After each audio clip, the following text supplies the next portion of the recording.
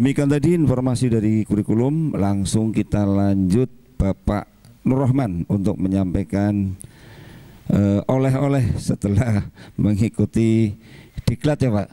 Iya, monggo Pak Nur.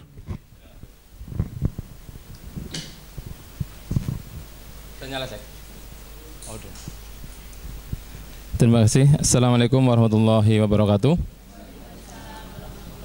Bismillah, alhamdulillah, wassalatu wassalamu ala rasulillah wa ala alihi wa sahbihi wa mawalah wa la hawla wa la quwata illa billah amma ba'dah. Yang saya hormati Bapak Kepala Sekolah, Bapak Ahmad SPD MFPD. Yang saya hormati rekan guru dan karyawan. Mohon maaf mengganggu waktu Bapak Ibu semua untuk sekedar mendengarkan diseminasi dari program guru penggerak yang saya ikuti. Saya belum rampung ya, masih panjang perjalanannya. Ini baru modul 1. Saya dapat amanah untuk menyampaikan oleh-oleh ini.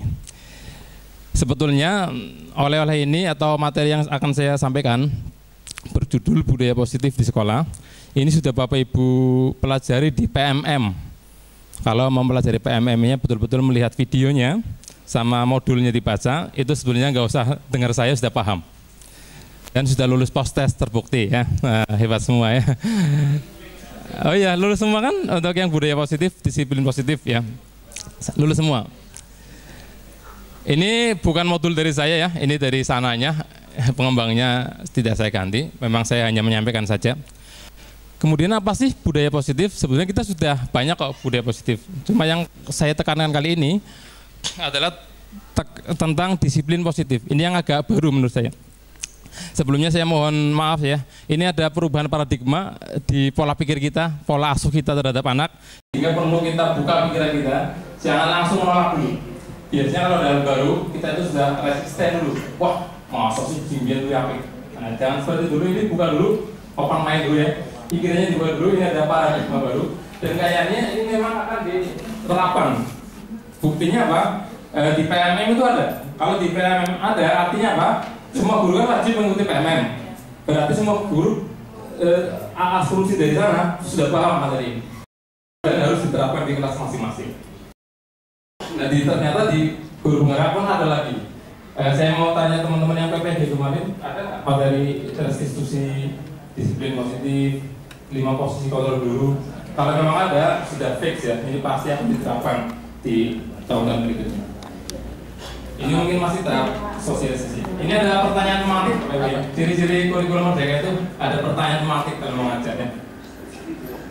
Yang pertama, ini saya butuh pendapat Bapak Ibu semua.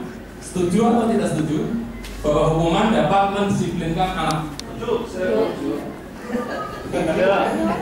Ya, apa disiplin bisa mendisiplinkan anak? Iya, nanti jawabannya di mobil ya. Bapak Ibu boleh setuju boleh tidak? Setuju ya? Iya. Yang kedua, pemberian hukuman dengan hal positif seperti membaca atau membersihkan halaman sekolah dapat meningkatkan disiplin anak. Jadi ada anak terlambat ya. Kebetulan halaman sekolahnya masih kotor. Kamu sebelum masuk nyapu dulu. Apakah itu bisa mendisiplinkan, meningkatkan disiplin anak? Ya, setuju. Apakah kapok anak-anak?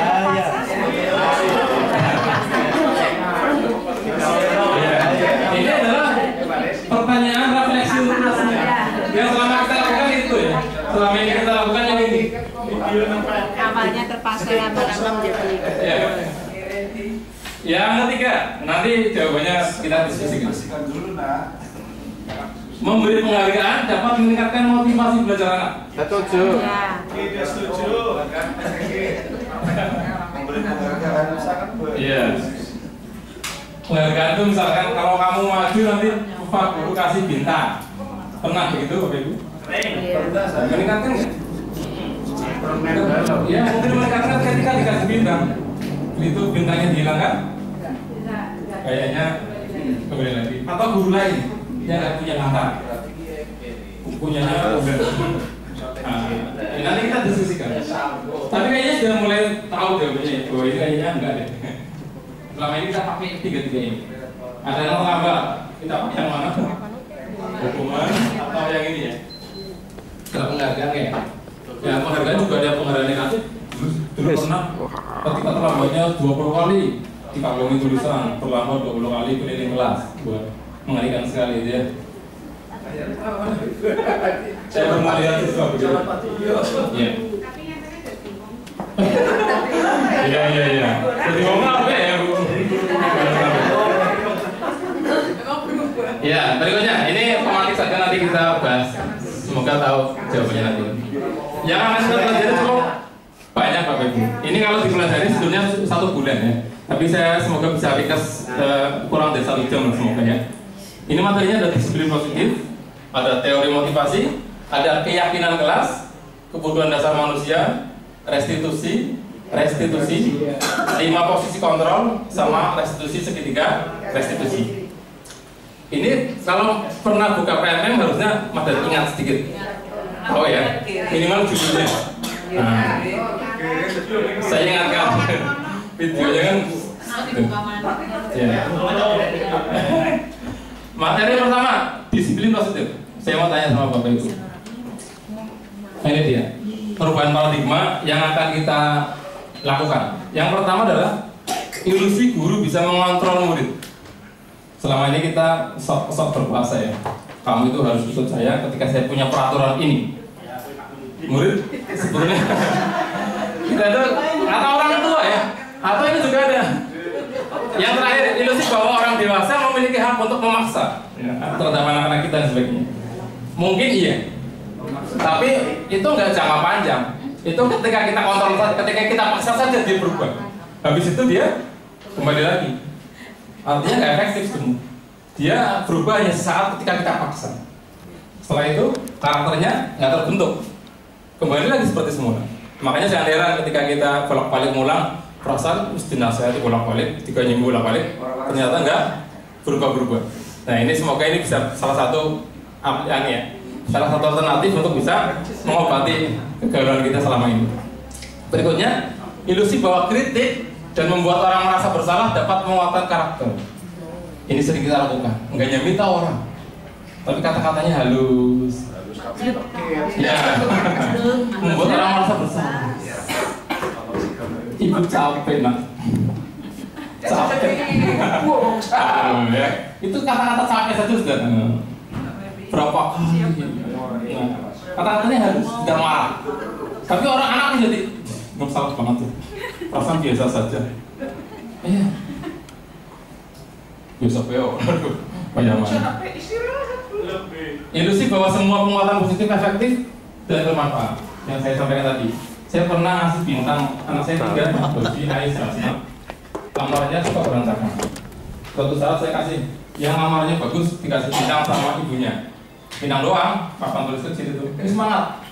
Lama-lama bintangnya nggak ada, tapi berantakan lagi. Jadi nggak membentuk karakter sama sekali. Karena mau dia berubah ketika ada penghargaan itu. Ketika tidak ada, kembali lagi. Mungkin kita sama-sama ya. Ini surhat saja. Lanjut. Ini dia.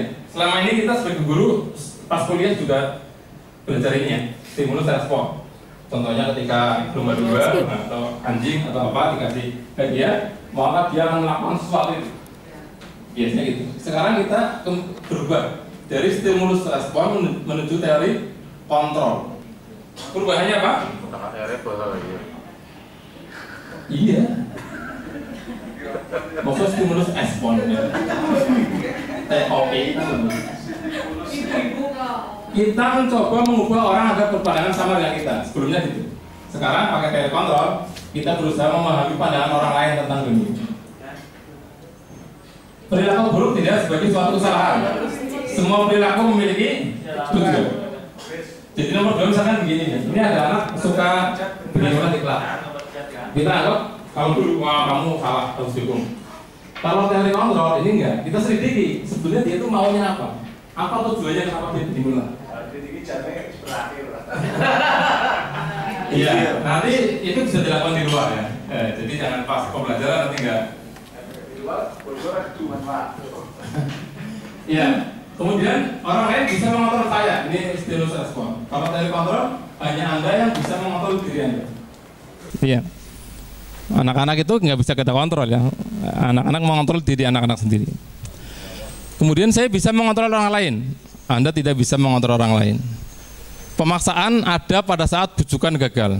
Dibujuk, orang bisa-bisa akhirnya dipaksa.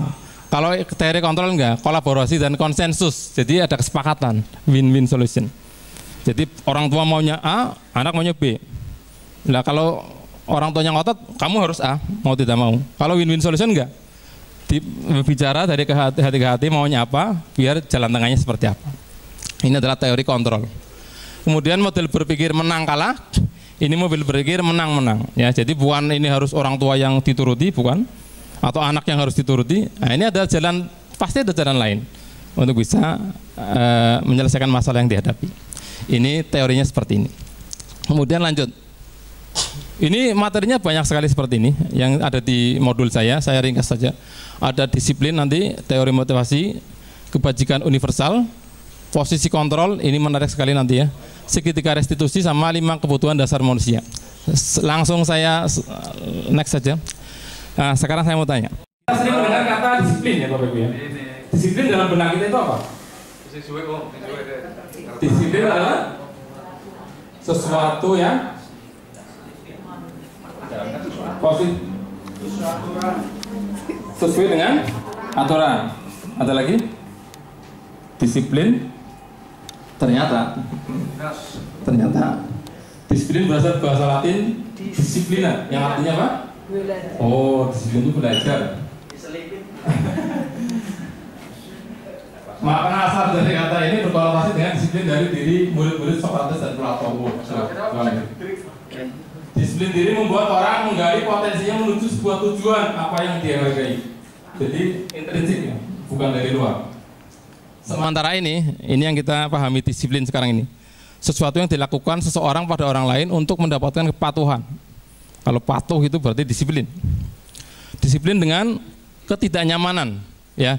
Sering menghubungkan kata disiplin dengan disiplin itu nggak enak tuh ya, nggak enak, nggak nyaman. Bukan dengan apa yang kita hargai atau pencapaian suatu tujuan mulia. Ini makna disiplin yang selama ini kita pahami. Saya juga sama. Lanjut. Nah, nanti ada nilai-nilai kebajikan universal. Ini dia. Jadi nilai kebajikan universal itu apa? Ini mungkin agak baru ya. Nilai-nilai kebajikan adalah sifat-sifat positif manusia yang merupakan tujuan mulia yang ingin dicapai setiap individu. Nilai-nilai tersebut bersifat universal, lintas bahasa, suku bangsa, agama maupun latar belakang. Jadi ketika kita mau menanamkan nilai ke anak, ada kebajikan universal yang nggak mungkin ditolak semua orang. Contohnya apa? Tanggung jawab. Di belahan dunia manapun tanggung jawab adalah kebajikan. Agama apapun, suku apapun. Apalagi contohnya? Jujur misalkan, universal ya. Apalagi kenyamanan, kesehatan, keselamatan. Pokoknya semua orang butuh itulah. Dan tidak mungkin ditolak di tempat manapun. Itu namanya kebajikan universal. Sehingga setiap anak pasti ketika dihubungkan dengan nilai itu, maka dia harus, oh iya, saya salah di sini, kayak gitu. Lanjut. Materi 2. Teori motivasi, hukuman dan penghargaan serta restitusi. Ini dia. Nah ini dia. Setiap orang memiliki 2 hal ketika melakukan sesuatu. Pasti ada motivasinya. Baik motivasinya internal maupun eksternal. Saya mau tanya, kenapa Bapak Ibu datang pagi-pagi sebelum jam 7 ke sini? Motivasinya apa? Ada 3 hal. Eksternal itu gini. Untuk menghindari ketidaknyamanan atau hukuman. Jadi takut dihukum, takut TPG-nya dikurangi, takut TPG-nya tidak cair. Ini eksternal Bapak Ibu. Atau yang ini, untuk mendapatkan imbalan dari orang lain atau institusi. Apa yang akan saya dapatkan apabila saya melakukannya? Siapa tahu ketika saya hadir terus, saya langsung jadi wakaf, saya jadi bendahara bos. Mau nemuin jabatan, mau bos. Pokoknya dia ingin menghargai atau dipuji atasan dan sebagainya. Kalau itu motivasi yang ada dalam diri kita, motivasi eksternal. Kalau internal seperti apa? Saya akan menjadi orang yang seperti apa bila saya melakukannya. Kemarin di CGP ada pertanyaan begini Bapak. Jika tidak ada penghargaan dan tidak ada hukuman, apakah Bapak rela berangkat tepat waktu jam 7? Orang. Ayo jam tengah Kalau saya sebelum ada pinjer pun insya Allah sebelum jam 7. Iya. Iya. Kalau punya motivasi internal itu ya boleh dikaitkan dengan agama ya. Yang punya nilai-nilai tentang agama silakan. Bahwa ini adalah tanggung jawab saya terhadap Tuhan saya, boleh, nggak masalah. Tapi kalau misalkan mau nilai universal apa? Oh, saya sebagai guru, saya harus menjadi teladan bagi murid-murid saya. Kalau menjadi teladan, ada tidak ada hukuman, ada tidak ada kepala sekolah, tidak masalah. Bukan itu urusan kita. Karena saya sebagai guru, saya punya nilai, saya harus menjadi teladan. Teladan adalah nilai universal yang semua orang harus pasti punya, pasti tahu dan pasti setuju dengan menolak. Kayak gitu. Selama ini kita yang mana kita? Eksternal atau internal? Gak usah ke siswa dulu, kita bisa mau apa ini, mentalnya diri sendiri sebetulnya. Dalam berbuat itu saya malas. Apalagi nanti kalau hubungannya sama urusan agama ya, wah itu luar biasa lagi. Saya melakukan karena ini adalah amanah dari Allah yang akan dimintai pertanggungjawaban untuk akhirat luar biasa. Kayak gitu, Bapak Ibu. Lanjut. Nah, ternyata kita sering mendengar bahwa kurikulum ini namanya kurikulum apa? Merdeka. Yang seolah-olah kita sering plesetkan, kita bikin namanya anekdot merdeka itu sesuatu yang bebas. Jadi merdeka. Orang pulang kan apa-apa. Jadi merdeka. Hati-hati kata-kata itu nanti dibalik sama siswa ya. Jadi merdeka. Orang jangan apa-apa apa-apa. Jadi merdeka. Nggak pakai sepatu itu nggak apa-apa. Apakah begitu merdeka? Ya. Kita sendiri sering itu kata-kata yang kita aman dan intinya. Oh merdeka berarti sekarang PDW. Iya kita merefleksi diri sendiri ya.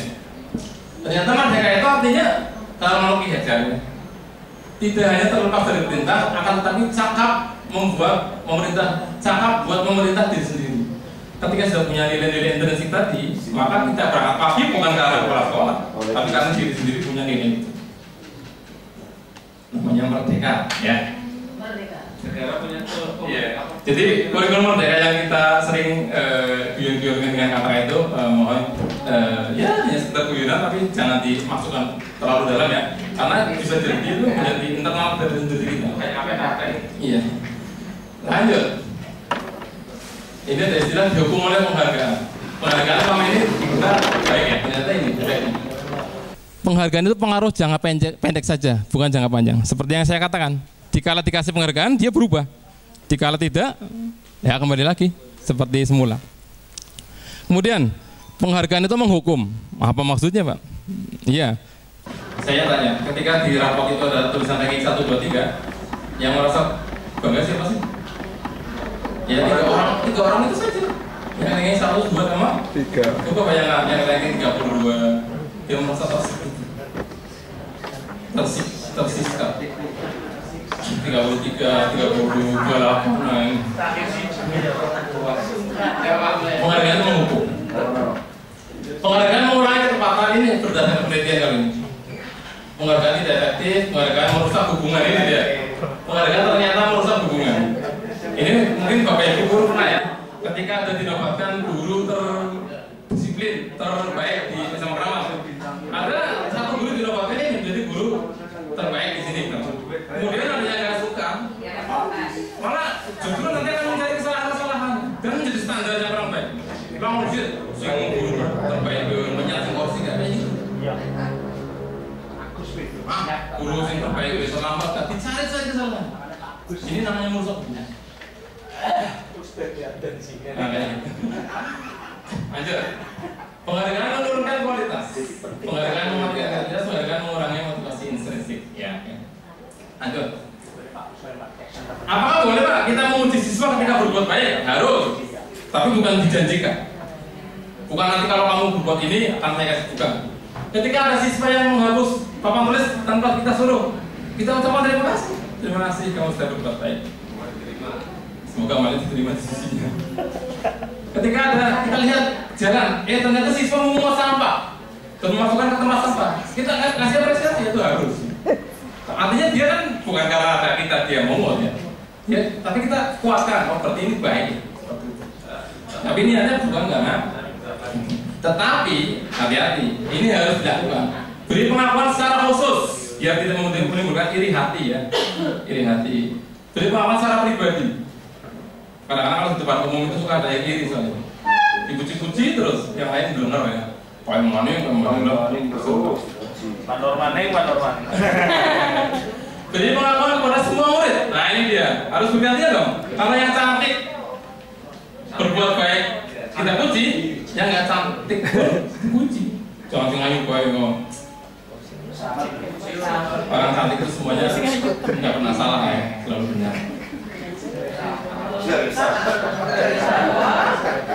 Orang cantik selalu benar.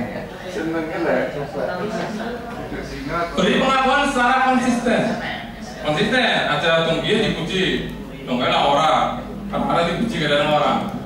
Fokus pada proses. Anak-anak maju ke depan, jawabannya salah.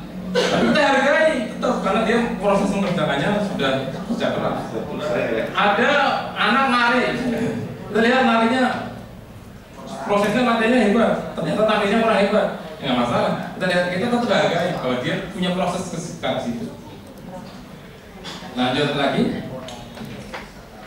Contoh pengakuan ini agak baku ya. Kalimat pembukanya begini. Kemarin saya perhatikan nilai kebajikannya, rasa empatimu besar sekali. Ketika pada saat menolong murid baru di kelas kita. Tidak harus pakai kalimat seformil ini ya. Saya menghargai kepedulianmu. Ini berarti nilai kebajikannya. Ini situasinya. Pada saat kamu membantu teman-temanmu di tugas kelompok. Terima kasih untuk rasa tanggung jawabmu pada saat kamu memungut kertas-kertas yang berserakan di lantai. Kita perlu apresiasi anak-anak yang berbuat baik untuk menguatkan. Nah, sekarang saya mau tanya.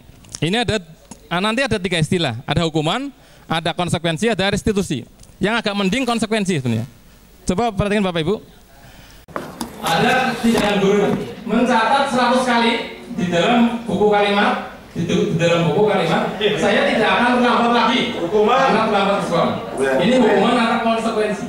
Hukuman atau konsekuensi? Hukuman ya, karena nggak ada hubungannya sama pelanggarannya. Lari mengelilingi lapangan basket 2 kali karena terlambat hadir di sekolah. Hukuman atau konsekuensi? Hukuman. Hukuman ya? Hukuman. Murid diminta untuk push up 15 kali karena tidak menggunakan masker di sekolah.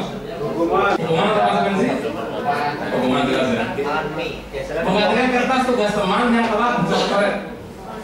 Konsekuensi. Ini konsekuensi. Jadi nyambung ya, nyambung sama pelanggarannya, nggak asal. Berikutnya, membersihkan tumpahan air di meja tulis karena tersenggol pada saat belajar. Jadi kalau airnya tumpah meja, ya sudah nggak usah marah-marah terus. Bersihkan. Kita sering membuang energi besar ya untuk marah daripada untuk solusi. Marahnya dulu tidak benar. Berikutnya, murid disuruh untuk tidak mengenakan sepatu seharian di sekolah karena tidak mengenakan sepatu hitam. Dia nggak pakai sepatu hitam, lepas sepatu seharian. Ini hukuman, kayaknya. Lari mengelilingi lapangan basket 2 kali karena terlambat 10 menit untuk pelajaran PCLK. Olahraga. Kalau pelajaran olahraga konsekuensi, gitu ya, karena dia masuk. Kacanya yang pada membaca. Iya. Kunci jawabannya ada di slide berikutnya. Ya. Hukuman, konsekuensi, hukuman, konsekuensi. Sudah pada pinter.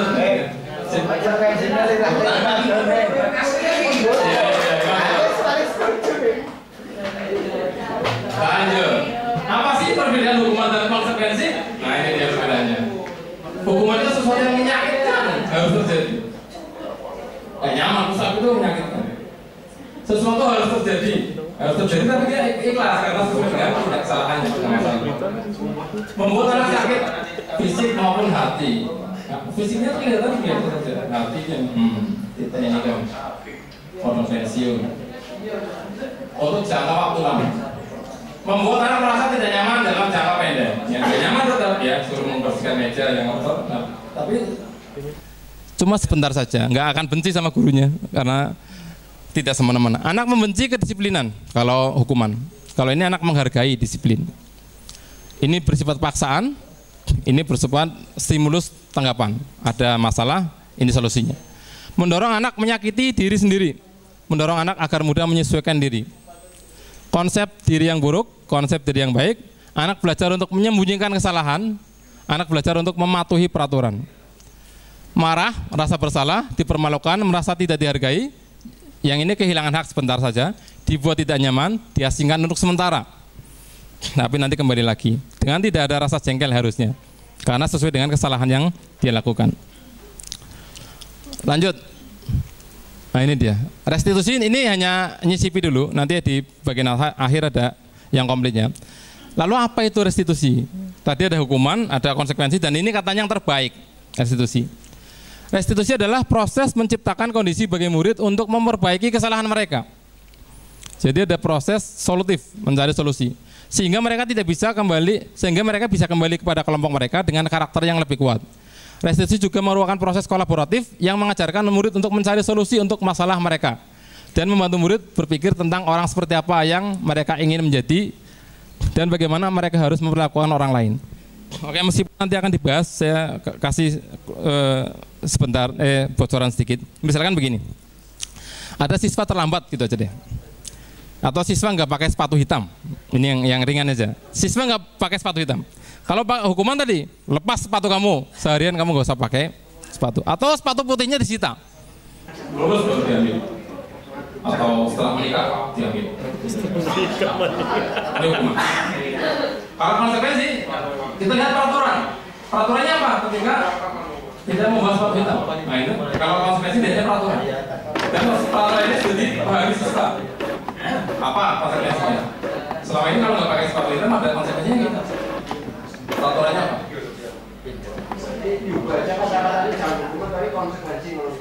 Iya, tapi konsekuensi itu tidak menyakitkan. Harus sesuai dengan kesalahan. Apakah pulang mengambil sepatu itu loh? Itu konsekuensi. Pulang itu konsekuensi. Kalau tidak ada hubungan sama masalahnya, berarti bukan konsekuensi. Yang terakhir restitusi. Restitusi begini, ditanya. Kamu nggak pakai sepatu kenapa? Maaf Pak, sepatunya basah.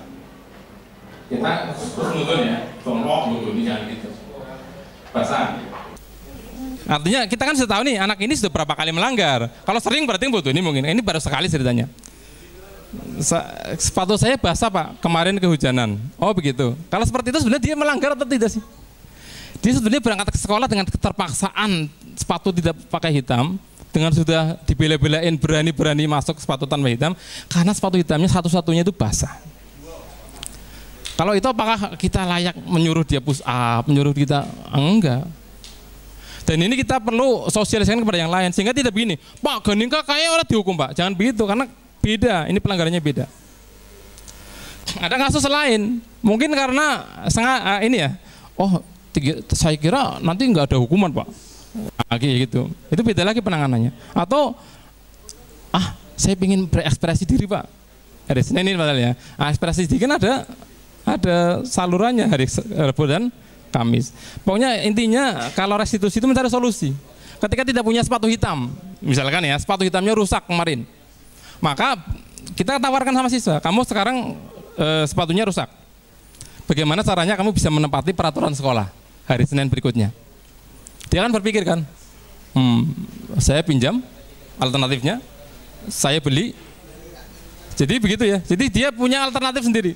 Dia bisa pinjam, bisa beli. Atau mungkin kalau pinjam, kamu pinjam siapa? Kita tawarkan solusi. Kalau beli mahal Pak, saya nggak mampu. Kemudian apa yang kamu lakukan biar bisa beli sepatu itu? Saya harus menabung Pak, sehari 10.000 misalkan, sehari 5.000.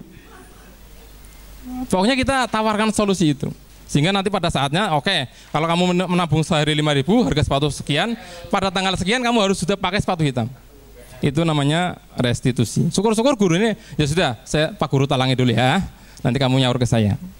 Jangan lupa bunganya. Itu restitusi. Intinya adalah mencari solusi, bukan fokus pada kesalahan. Dia pakai sepatu hitam, iya salah. Tapi solusinya apa? Biar dia pakai sepatu yang benar.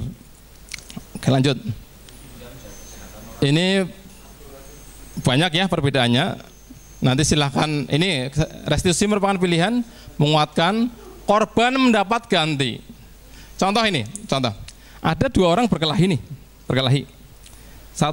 Yang pernah terjadi di sekolah kita. Ada korban, ada pelaku, ceritanya itu ya. Meskipun kalau berkelahi sebenarnya sama-sama pelaku ya. Tapi yang kalah itu jadi korban kan. Yang menang jadi pelaku. Kalau hukumannya itu apa? Yang pelakunya diapakan?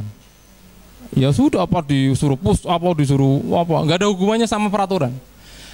Kalau konsekuensi lihat peraturan, misalkan skors, itu konsekuensi. Saya mau tanya, ketika diskors, apakah korban mendapatkan ganti? Tidak, korban kayaknya dicuekin aja ya, merasa diabaikan. Tapi kalau restitusi itu seperti apa? Ya korban sama si pelaku didudukkan bersama-sama. Kamu sudah memukul dia sudah memar dan sebagainya, dia perlu berobat ke dokter. Nah, kira-kira apa yang kamu lakukan untuk bisa menebus kesalahan kamu sama orang tuanya? Nah, diharapkan nanti dia bisa muncul ya. Oh, berarti saya harus minta maaf pertama kali, mengganti biaya pengobatan ke dia, dan konsekuensi diskors tetap. Tapi korban mendapat ganti, iya. Itulah restitusi seperti itu. Dan banyak kasus yang lainnya. Kemudian masalah semoga terpecahkan ya. Kemudian murid belajar untuk bertanggung jawab terhadap perilakunya. Lanjut, ini bisa dipelajari, nanti saya share saja di grup materinya. Tapi saya ciri-ciri restitusi ini yang saya fokuskan pada yang 8 saja nih. Restitusi fokus pada solusi ya. Fokus pada solusi, bukan fokus pada kesalahan yang dilakukan murid.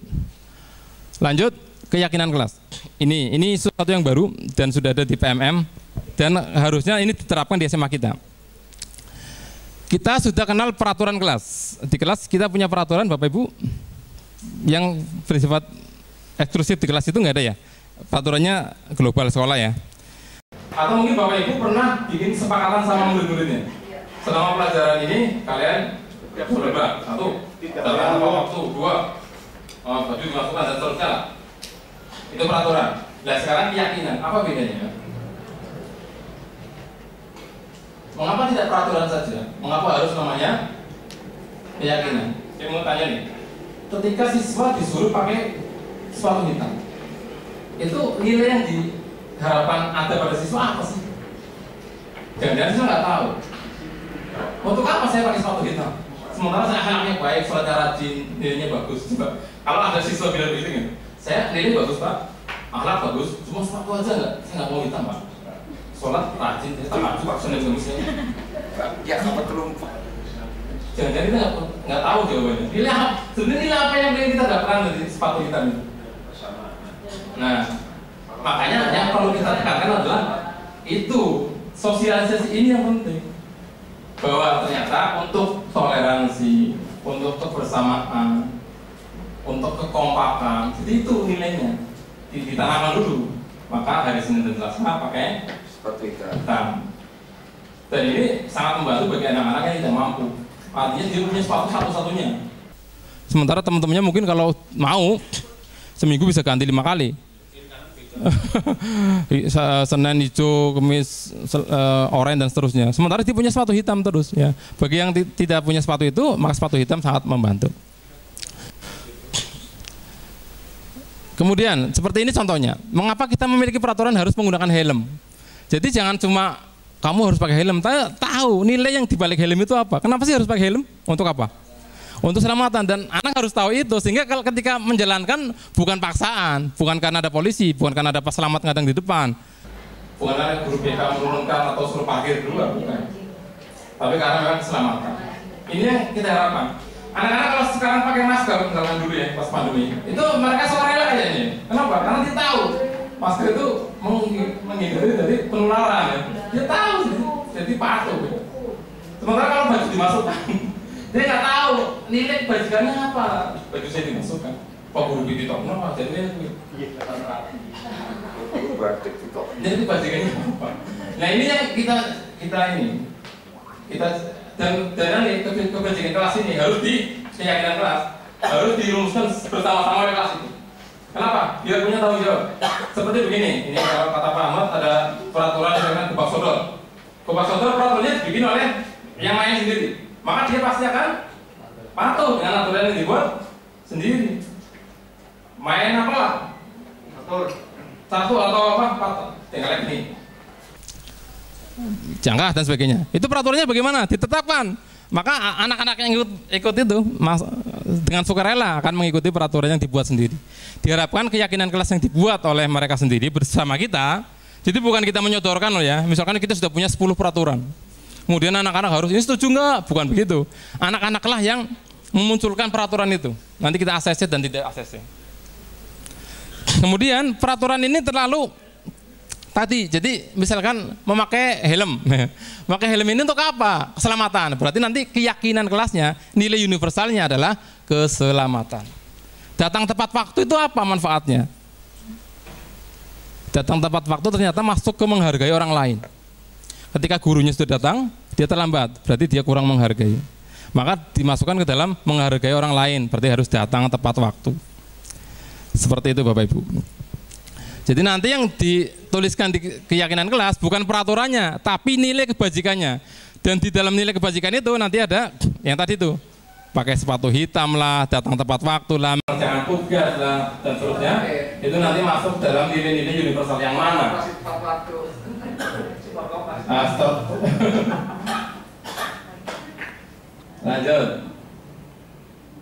Nah, ini dia. Ini ada peraturan kelas yang kita sudah punya mungkin. Ini berada di keyakinan kelas nanti. Nilai-nilai universal tadi pastikan dalam lingkungan positif menjadi budaya positif sekolah.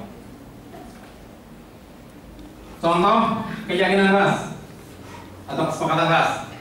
Yang kiri sama kanan coba. Yang keyakinan yang mana, yang peraturan yang mana? Ini yang kiri datang tepat waktu mengucapkan salam. Ini peraturan ya. Menjaga kebersihan sekolah. Ini peraturan. Kalau keyakinan yang mana? Kami guru dan murid saling menyayangi. Kami guru yang semangat belajar. Jadi ketika misalnya ada anak yang nggak PR nih, maka cara kita mengingatkannya, ayo kita sudah punya keyakinan apa? Kami punya semangat belajar. Kok nggak PR? Kayak gitu. Intinya diingatkannya ke arah situ. Iya. Alhamdulillah selama setengah tahun ini saya nggak ngasih PR. Kecuali hilang. Hilang itu begini. Soal sudah saya keluarkan nih. Waktu ini habis ya. Sudah deh, jangan dibayar. Ya. Bukan sengaja saya, nggak ada masalah. Saya tahu anak saya kelas 12 AIS bolak-balik bakal ini lah, bayar itu lah nyawa. Aku tadi harus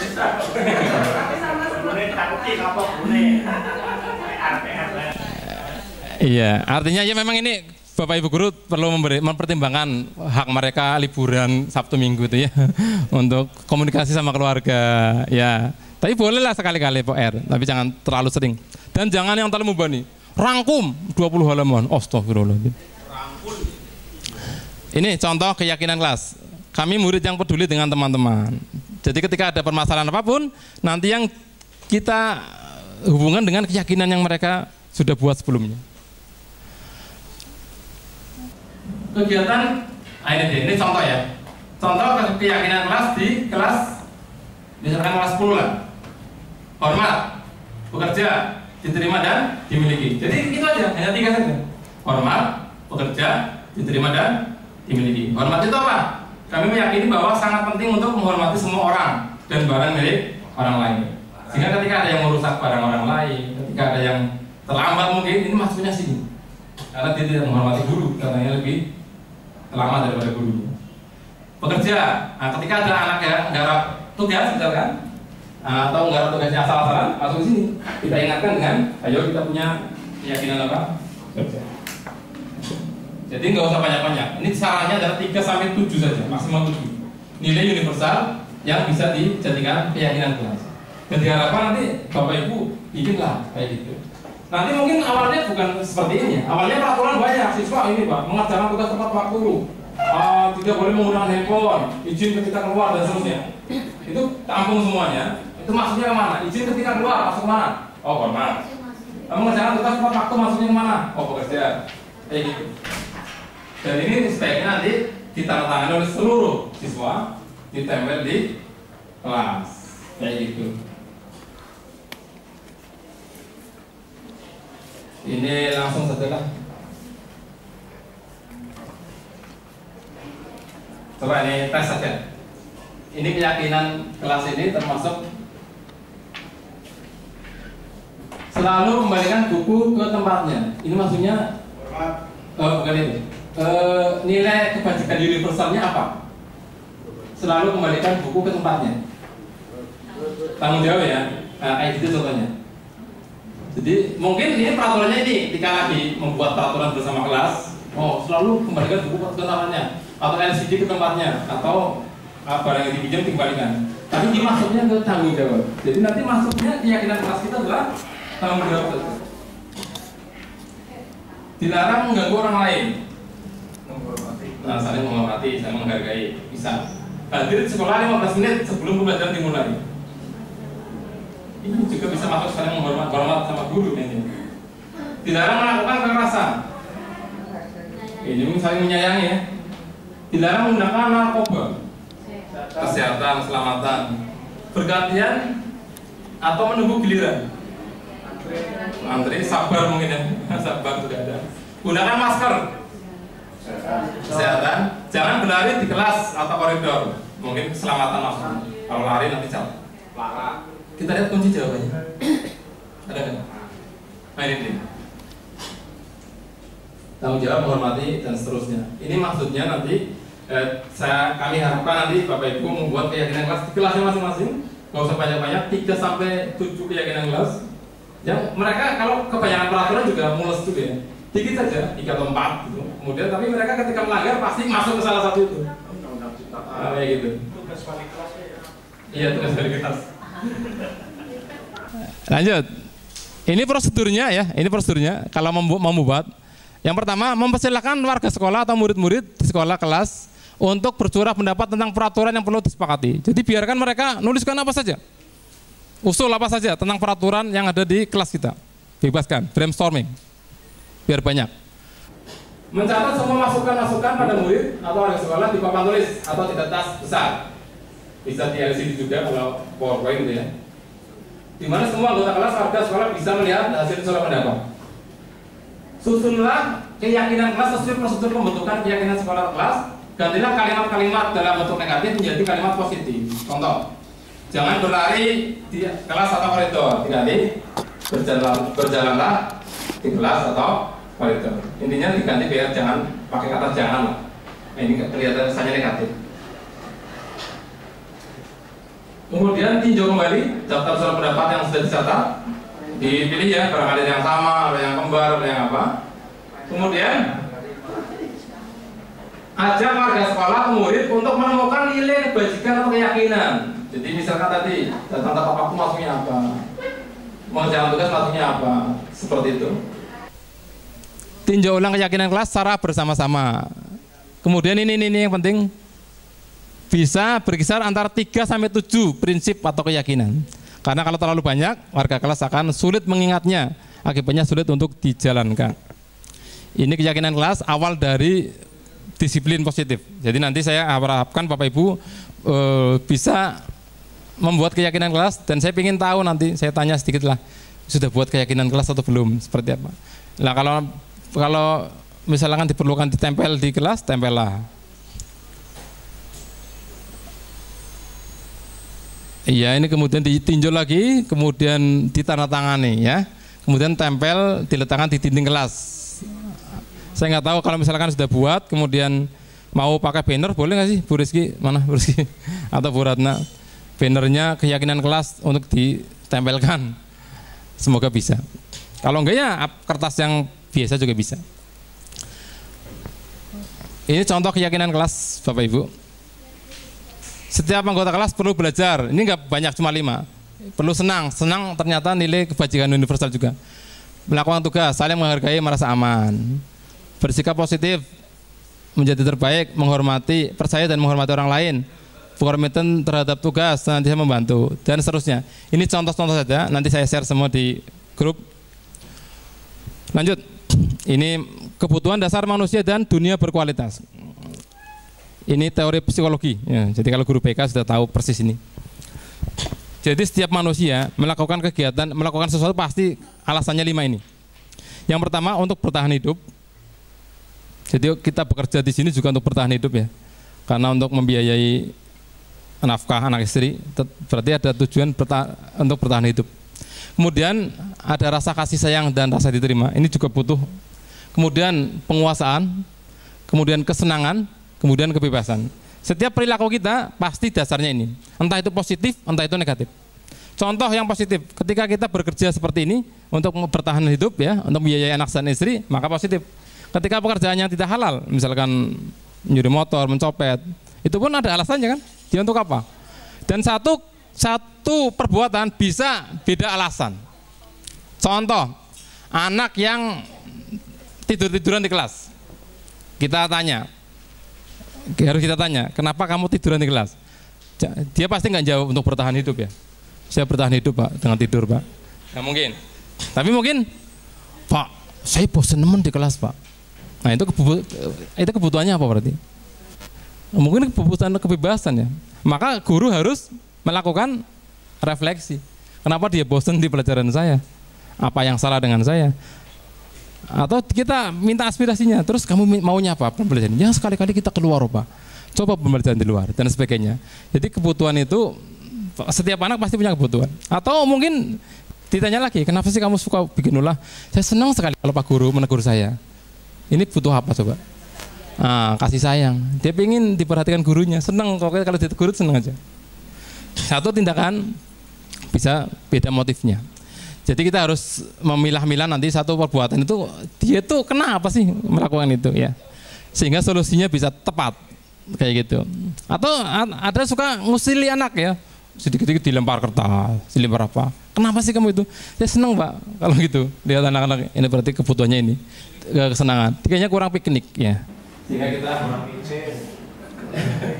Ini kebutuhan dasar, tidak akan saya bahas panjang, cuma ini saja. Kemudian selanjutnya, ini dia. Ini sangat relate sekali, sangat berhubungan sekali dengan posisi kita sebagai guru. Ada 5 posisi kontrol, semoga masih ingat di PMM. Yang pertama, guru sebagai penghukum. Ini ciri-cirinya menghardik, menunjuk-nunjuk, menyakiti, menyindir. Kata-katanya begini, kalau kamu tidak melakukannya, awas ya, rasakan. Pokoknya kata-katanya nggak enak lah. Hasilnya sistem jadi memberontak, menyalahkan orang lain, bohong. Lanjutin aja. Membuat rasa bersalah. Nah ini halus ini, berceramah panjang lebar. Seharusnya kamu itu kontrol itu, ibu kecewa sekali. Nah ini nggak mau. Tapi sistem jadi, wah, saya salah banget ini. Kamu seharusnya sudah tahu, ibu lelah sekali. Ibu di rumah itu urus anak, urus keluarga, sebagainya. Akhirnya sistem itu jadi merasa rendah diri. Ya. Ini mungkin kita pernah pada posisi ini. Mungkin kita pernah pada posisi ini. Semoga kita nanti bisa bergeser ke posisi berikutnya. Posisi teman. Posisi teman itu gurunya ceritanya slow gitu. Ada anak nggak ngerti, Pak, jawab nggak apa-apa, ngapain juga banyak. Atau kalau kita balik kelas dia, Pak, saya nggak pakai sepatu hitam gimana? Udah, nanti saya bilangin sama guru BPK. Besoknya dia so asik deh, enak, tapi akhirnya anak jadi ketergantungan. Anak itu nggak tahu kalau itu sesuatu yang salah. Dan dia biasanya patuh sama guru itu saja. Nah ini dia, ini posisi teman. Tapi mungkin suatu saat kita butuh posisi teman, tapi untuk pelanggaran yang tidak tahu. Fatal ini. Kemudian pemantau. Kalau pemantau ini ukurannya sama peraturan. Dia selalu menghubungkan dengan peraturan, berarti pasti konsekuensi. Menghitung dan mengukur. Sudah berapa kali kamu terlambat? Sudah berapa kali kamu bolok? Sudah berapa kali kamu di kantin sampai sudah? Ini ciri-cirinya begitu. Apa peraturannya? Nah, jadi selalu dihubungkan dengan peraturan, tapi nggak pernah dicari solusinya. Ngulangi lagi. Menyesuaikan diri siswanya. Menyesuaikan diri kapan? Bila diawasi. Contoh, di dalam pelajaran saya, kalau terlambat saya hukum atau saya tegur peraturannya. Maka dia menyesuaikan diri saja. Ketika nggak ada saya, ketika ada pelajaran saya, dia tepat waktu. Ketika pelajaran orang lain, dia kembali lagi. Jadi menyesuaikan diri ini. Kemudian menetapkan guru, ini nanti berapa banyak bintang. Nah, ini contoh ya, ketika kita menjanjikan sesuatu juga termasuk pemantau. Menitik beratkan pada sanksi atau hadiah untuk dirinya. Yang terbaik yang mana? Ceritanya ini Bapak Ibu. Yang terbaik adalah yang ini. Guru itu harus sebagai manajer. Jadi ketika menghadapi siswa dan mengajukan pertanyaan, jangan langsung memponis, jangan langsung fokus pada kesalahan, jangan fokus pada solusi. Apa yang kita yakini, apa yang bisa kau kerjakan untuk memperbaiki masalah ini. Jadi intinya itu solusi. Siswa terlambat, kenapa terlambat? Bangun kesiangan. Kenapa bangun kesiangan? Tidur kemalaman. Kenapa tidur kemalaman? Ya lah dunia. Tidak ada yang bangunin kan? Tidak ada yang bangun di rumah. Maka sebagai guru yang manajer kita tanya, oke, sekarang begini, kamu ini terlambat nih. Kira-kira biar besok nggak terlambat, apa yang harus kamu lakukan? Solusi nggak? Tawarannya solusi. Dia mikir kan? Ya saya harus ada yang bangunin Pak. Nah, di rumah ada siapa saja? Cuma kakak sama nenek Pak. Ya sudah, bisa nggak kakak sama nenek kamu andalkan untuk membangunkan kamu? Coba saya hubungi kakak saya Pak. Seperti itu. Atau kamu juga bisa pakai alarm untuk membangunkan. Alarm yang jangan cuma getar, bila perlu langsung nyiram gitu. Gitu. Intinya fokusnya pada solusi, bukan pada salah. Kamu terlambat, lagi kamu terlambat. Sementara akar masalahnya nggak pernah bisa. Fokus pada urusnya kamu ngepel. Hari ini kamu ngepel lapangan basket. Jangan seterusnya. Sholat duha, mendingan sholat duha ya, dapat pahala. Nah kalau manajer itu gitu. Jadi apa? Kemudian biar dia tahu salah. Kamu kan terlambat nih. Kira-kira keyakinan yang kamu langgar itu apa? Oh terlambat berarti misalkan dia menghargai guru dan seterusnya. Siswa biarkan dia yang mengucapkan kata-kata itu sendiri, bukan kita yang menyodorkan kata-katanya. Intinya yang inilah yang terbaik, yang manajer. Kalau kita sudah punya kemampuan menjadi guru yang manajer ini, nanti pada saat penerapan restitusi ini akan mudah. Nah ini tes juga. Kira-kira ini guru model yang mana? Saya kecewa sekali dengan kamu. Ini guru yang mana? Penghukum, rasa bersalah, teman, pemantau, atau manajer? Rasa bersalah. Kamu tidak pernah benar melakukannya. Kamu tidak pernah benar melakukannya. Jadi selalu salah dia. Apa ini? Hukuman ya ini. Ayolah lakukan demi bapak, demi ibu. Teman. Apakah kamu mau mendapatkan stiker bintang hari ini? Pemantau ya. Bagaimana kamu bisa menyelesaikan masalah ini? Kalau solusi pasti aja. Kamu selalu yang paling akhir. Penghukum. Kita lihat kuncinya. Pintar ya, luar biasa. Yang terakhir, jadi nanti kita diharapkan nanti sebagai guru kita bergeser ya dari pemantau menuju manajer. Yang menghukum syukur hilang, yang membuat rasa bersalah hilang. Kita minimal itu teman, kemudian apa? Pemantau, kemudian manajer. Jangan sampai penghukum atau membuat rasa bersalah. Ya sekali-kali cuma hilaf ya, kembali lagi. Oh iya. Gak boleh seperti ini. Jadilah yang pemantau atau yang manajer. Yang terakhir, ini segitiga restitusi. Terakhir Bapak Ibu. Ini yang kita lakukan. Jadi ketika ada siswa yang berbuat sesuatu yang tidak pas, ini ada 3 langkah. Ini juga ada tabel ini di PMM. Yang pertama menstabilkan identitas. Siswa yang berbuat salah itu sudah merasa sebagai pribadi yang gagal. Jadi gagal-gagal jadi lagi.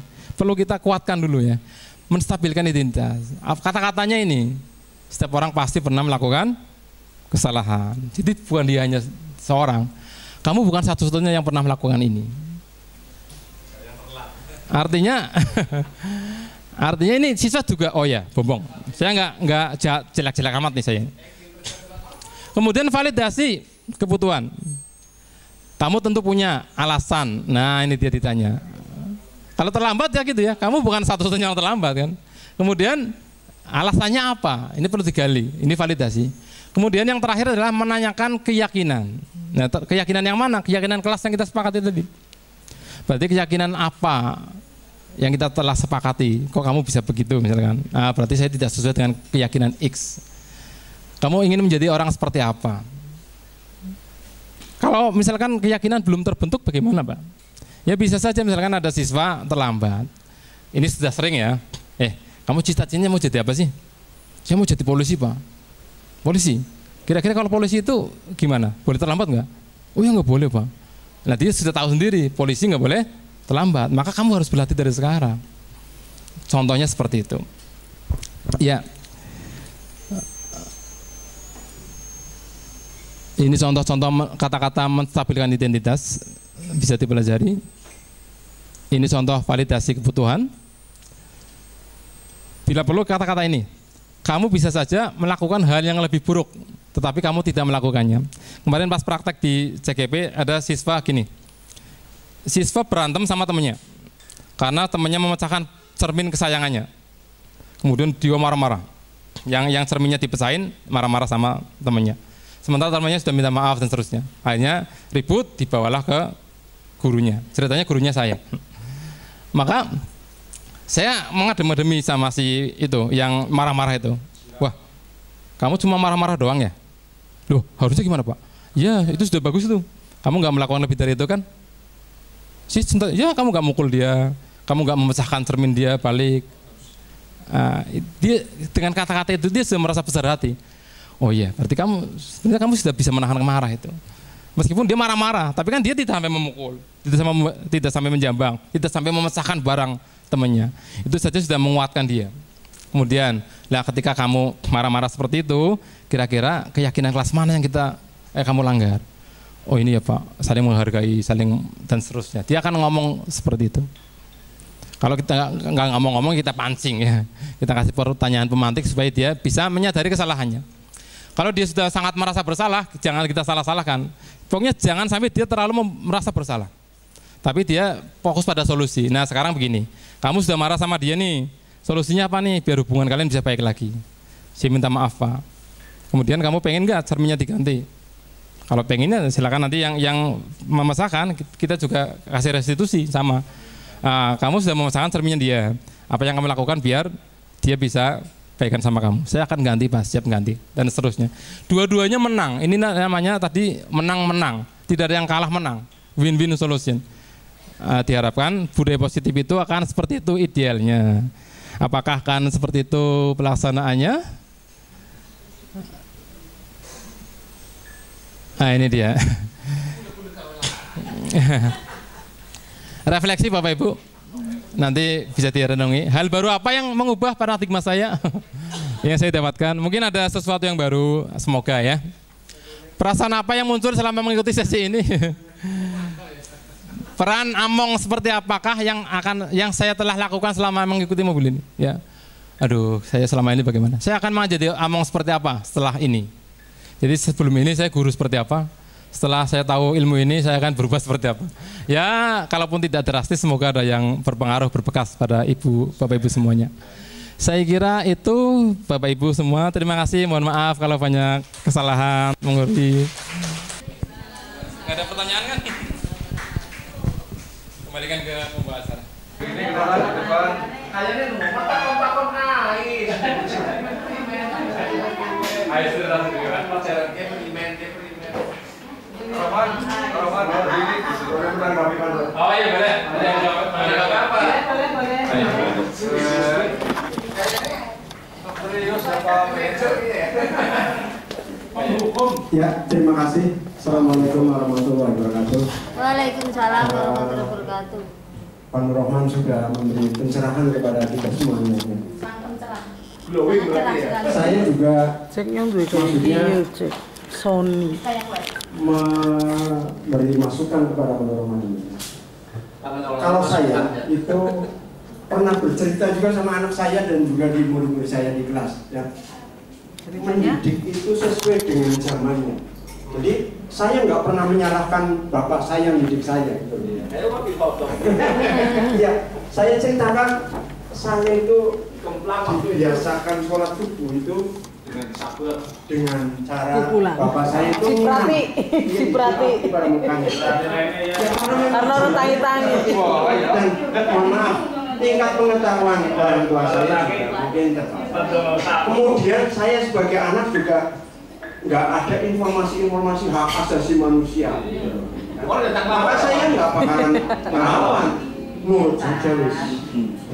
Dan hasilnya juga alhamdulillah saya kalau tidak sholat subuh itu merasa bersalah. Jadi mohon maaf ini Pak, memang apa yang kita lakukan, saya termasuk generasi tua. Jadi ya, memang zamannya seperti itu Pak Norman. Ya. Jadi dan tingkat pengetahuan orang tua saya juga terbatas seperti itu. Ya. Karena anak saya itu waktu itu, Pak, mau Pak ya, yuk kita nonton. Ya. Ada film Kenapa dalam lumpur? Saya judulnya lupa. Judulnya lupa. Jadi ada penggambaran anak Batak itu kan, yang selalu bertolak belakang dengan orang tua. Oh begitu. Orang tua memaksa bahwa harus sesuai dengan adat itu, Pak. Ya. Anak laki-laki yang nggak pada semuanya mau sesuai dengan, karena tingkat pengetahuan mereka ya. Jadi mereka memutuskan sendiri, nggak harus sesuai dengan apa yang maunya orang tua itu. Terus saya tanya, ayah dengan ibu seperti yang ada di film apa enggak ini? Ya maksudnya saya kadang cita-cita seperti itu. Jadi mohon maaf ini Pak Norman ya. Jadi memang kalau saya cenderung tidak akan menyalahkan apa yang sudah dilakukan oleh orang tua saya, karena keterbatasan itu, keterbatasan orang tua. Zamannya sudah beda. Keterbatasan saya sebagai anak. Saya pernah cerita Perkembangan juga, zaman. kalau saya berbuat seperti ayah saya, kamu itu gimana ya? Misalnya mau sholat subuh, takjil perhati. Ya. Tapi sekarang nggak seperti itu. Saya sebagai orang tua nggak bakalan seperti itu, ya. Jadi kalau bangunin subuh ya bangunin aja. Kemudian kalau sedang santai-santai saya jelaskan bahwa sholat subuh itu kewajiban, sehingga mereka dengan sadar oh iya. Dan saya juga memberi teladan lah. Jadi seperti itu Pak Norman ya. Terima kasih. Assalamualaikum warahmatullahi Waalaikumsalam. Luar biasa ya. Dan testimoni seorang produk dari ayah yang 2012. Tapi saya tanya sama ayah ya. Pak Amin. Sekarang motivasi sholat itu apa?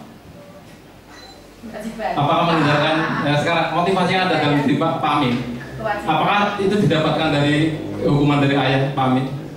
Bahwa ketika saya nggak sholat dan saya masuk neraka, saya ingin disayang bisa. Apakah itu dapat didapatkan nggak dari hukuman bapaknya? Ya kebiasaan saja. Nah, sebenarnya itu yang kebiasaan ya. Kalau Pak Amin tidak mempelajari bagaimana sholat itu dapat itu tadi bisa mendekatkan diri sama Gusti Allah, kewajiban seorang muslim itu tidak dipelajari Pak Amin, hanya ayahnya seperti itu saja, nanti akan hilang. Karena Pak Amin sudah punya motivasi intrinsik sekarang. Jadi Pak Amin bukan karena ayah lagi, bukan karena bapaknya lagi, tapi karena sudah punya itu, karena belajar dan apa. Seperti tadi katakan Pak Amin menyuruh anaknya, tadi menyampaikan kan, oh bahwa sholat itu kewajiban muslim, sholat itu seperti ini pentingnya sholat. Akhirnya motivasi yang timbul itu intrinsik Pak, tetap Pak.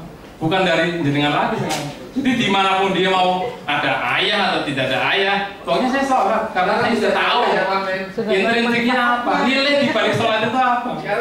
Nah, masanya itu baguslah untuk kebiasaan. Tapi selama di hukum tadi, dikekter, disiprati.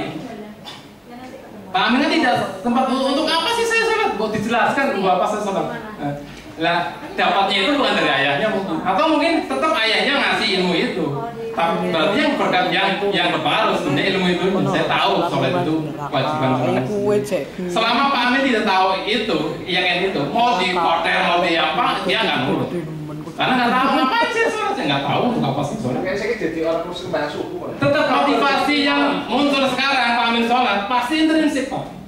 Bukan ekstrinsi, tapi jalannya kan ada. Jalannya, tapi jalan itu Pak Amin juga mencari sendiri masalahnya. Kebetulan mencari belajar, ngaji, mendengarkan ceramah dan seterusnya, masuklah itu. Selama itu nggak masuk, nggak Masuk Pak Eko.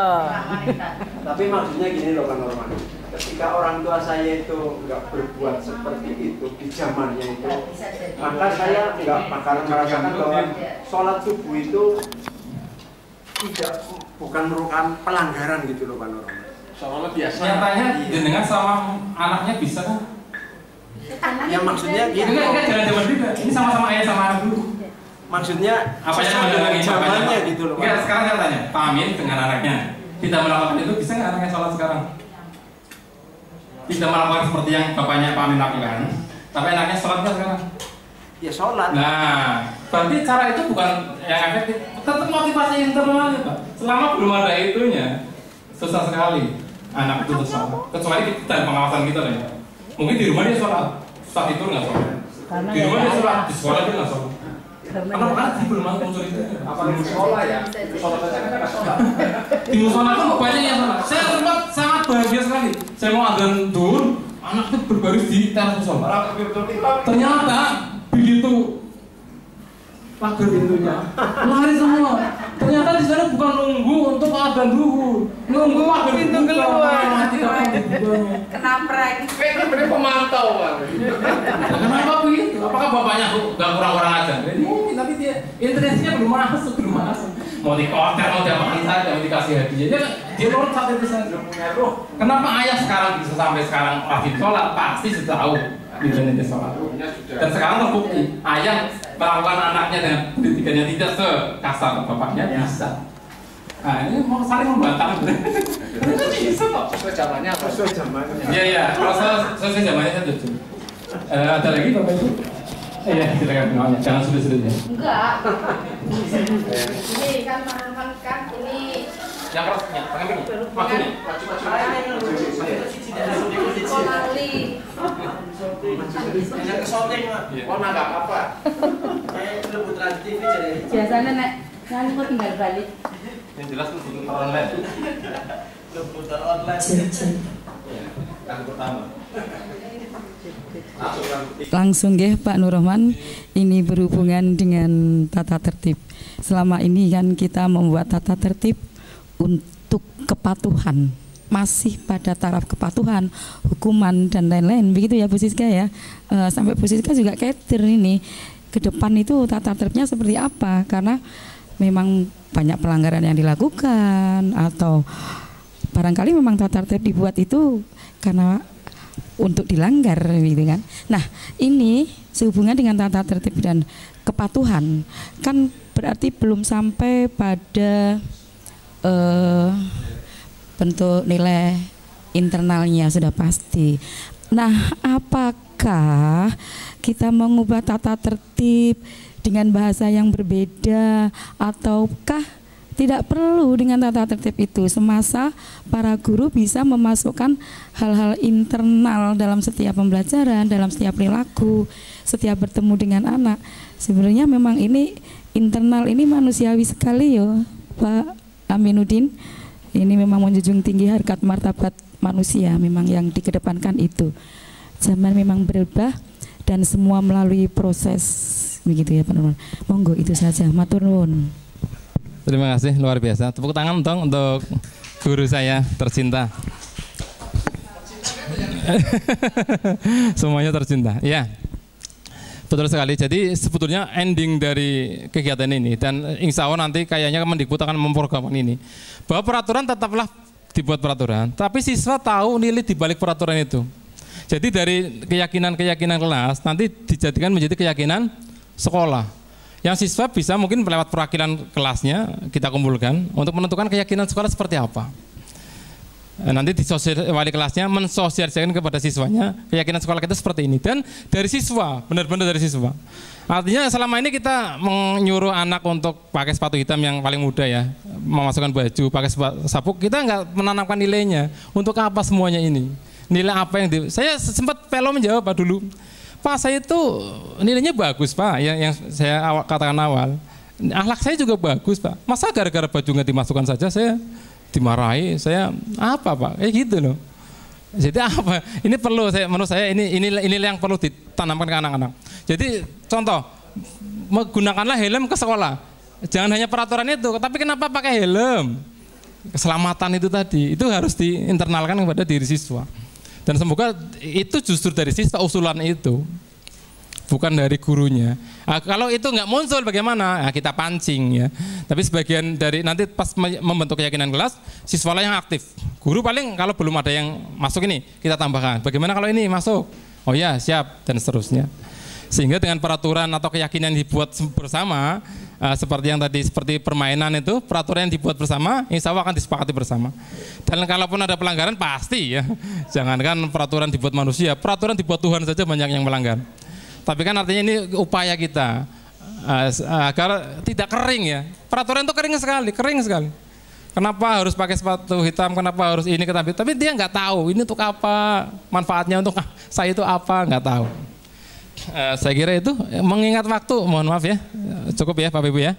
Ya, terima kasih atas waktunya untuk saya. Mohon maaf apabila banyak kekurangan. Saya kira assalamualaikum warahmatullahi wabarakatuh.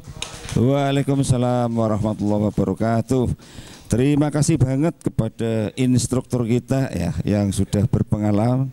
Mudah-mudahan beliau akan lebih meningkat lagi prestasinya. Mudah-mudahan bisa masuk ke Widya Iswara ini Provinsi Jawa Tengah ataupun di tingkat nasional. Allahumma amin. Monggo Pak, terima kasih atas segalanya.